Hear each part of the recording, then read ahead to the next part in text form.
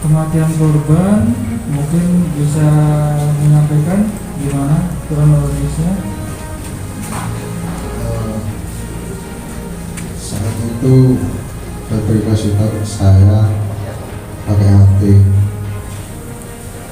Di situ saya datang ke situ dan melihat si korban. Terus habis itu di situ saya kasih binaan, Pak. Saya kasih binaan. Pembinaannya gimana? Saya kasih pukulan swing di perut. Swing.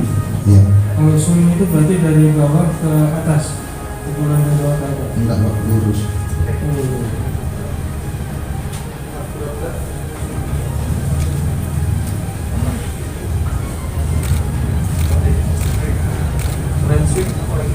Selang swing, saya kasih binaan pakai tendangan.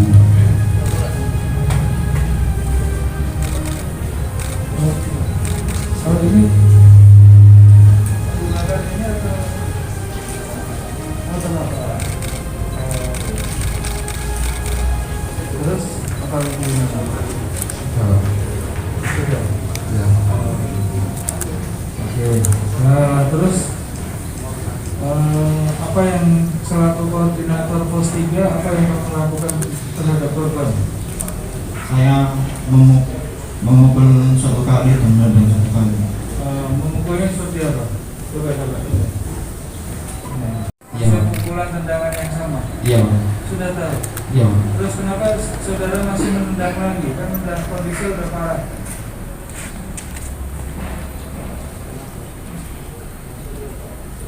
Karena dia pura-pura, Pak, senyum-senyum, Pak. Oh, seperti itu. Iya. Terus setelah saudara tendang, bagaimana kondisi korban? Masih ikut, Pak. Masih ikut? Iya, Pak. Oh iya. Oke. Ya.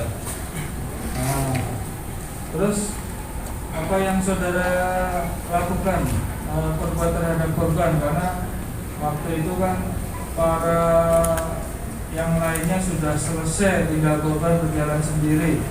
Terus saudara mendengar dia mengatakan apa? Terus apa yang saudara lakukan?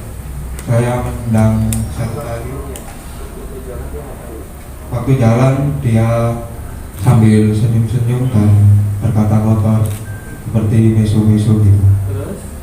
Terus saya cegat dan saya kasih binaan. Saya cegat. Cegat? Iya. Berhentikan? Iya. Karena dia sudah berkata yang tidak gitu. Saya kasih swing sama tendangan. Gimana? Swingnya gimana? Tapi saya waktu mau nyuing itu ditangkis sama korban. Oke, nggak apa-apa, tangkis.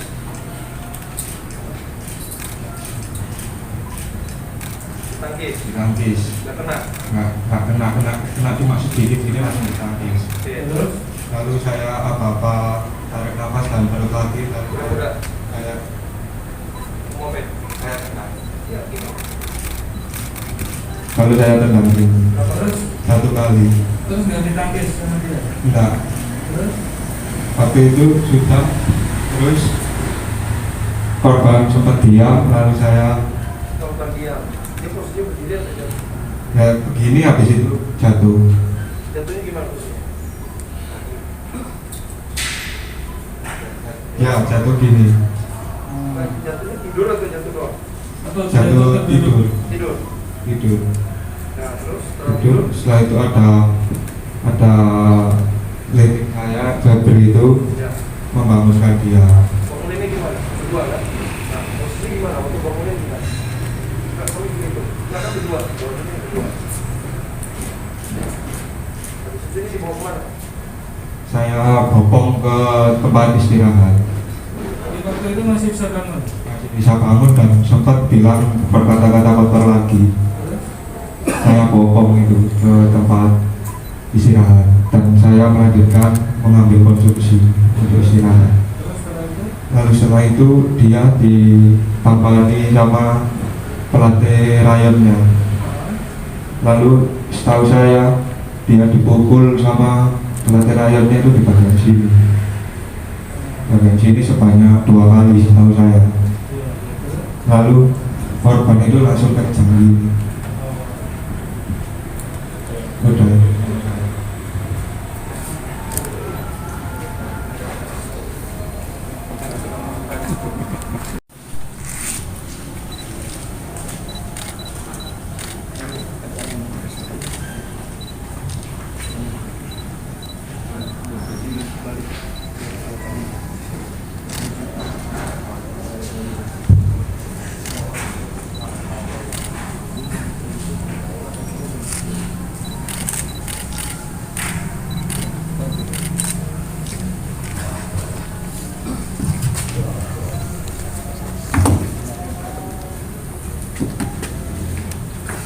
Ya,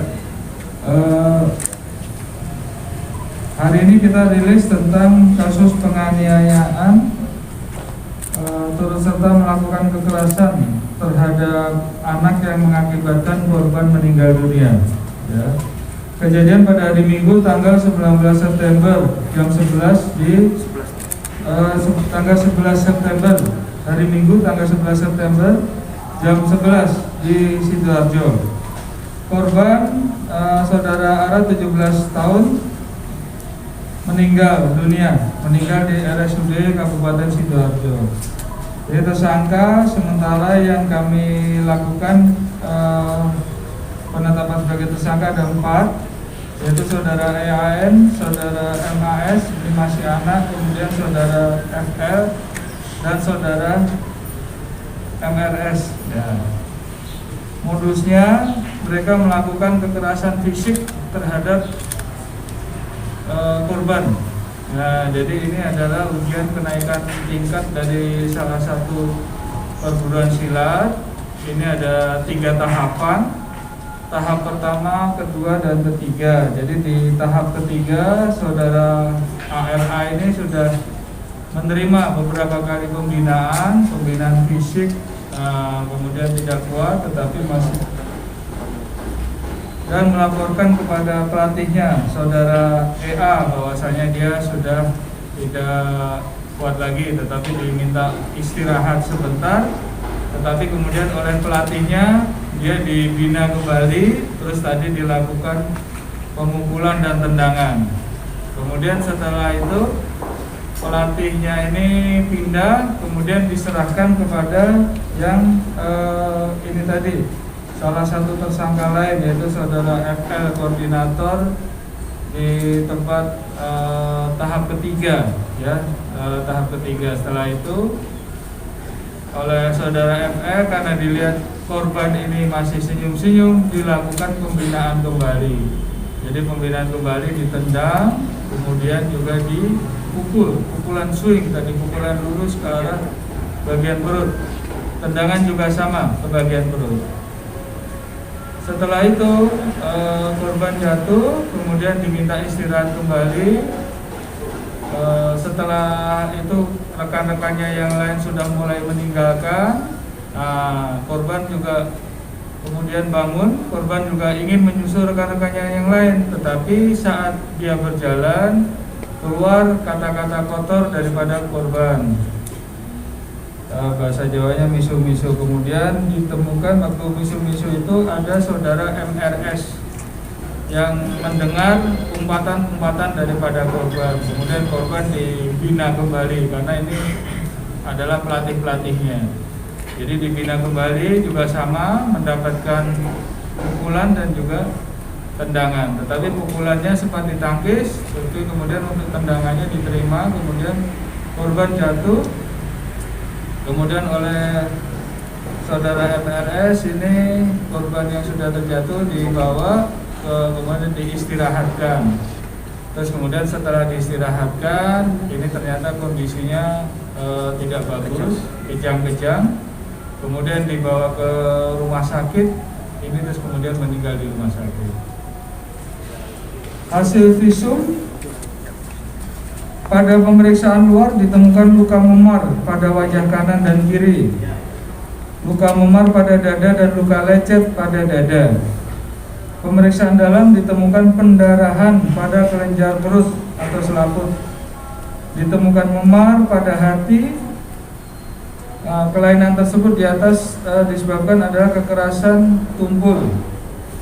Jadi sebab kematian yang bisa disimpulkan ini adalah trauma tumpul di perut, karena seperti tadi disebutkan bahwa dia sudah menerima pembinaan secara fisik di perut ataupun di ini, baik itu tendangan ataupun juga pukulan. Ancaman hukuman pasal 80 ayat 3 junto 76C Undang-Undang Nomor 35 Tahun 2014 tentang Perlindungan Anak. Ancaman penjara paling lama 15 tahun dan denda 3 miliar rupiah.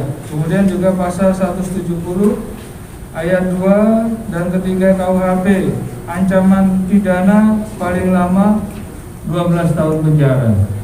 Begitu. Salah satu tersangka yang lain ini usianya masih 16 tahun.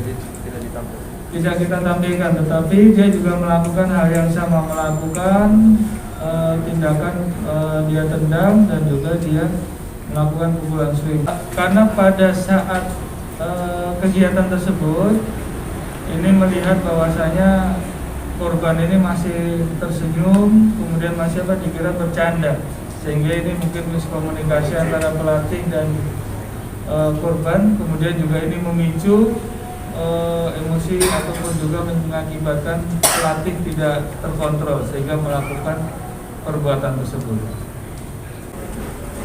Kita sudah memanggil untuk pihak perguruan, baik itu pelatih ataupun penanggung jawab di sana. Kemudian juga sudah kita sampaikan bahwasanya kedepannya kita harapkan dalam setiap kegiatan tentu ada batasan kontrol-kontrolnya segala macam ya. Diupayakan supaya tidak ada lagi kekerasan fisik yang berlebihan. Kekerasan fisik pun sudah dilarang, apalagi yang berlebihan.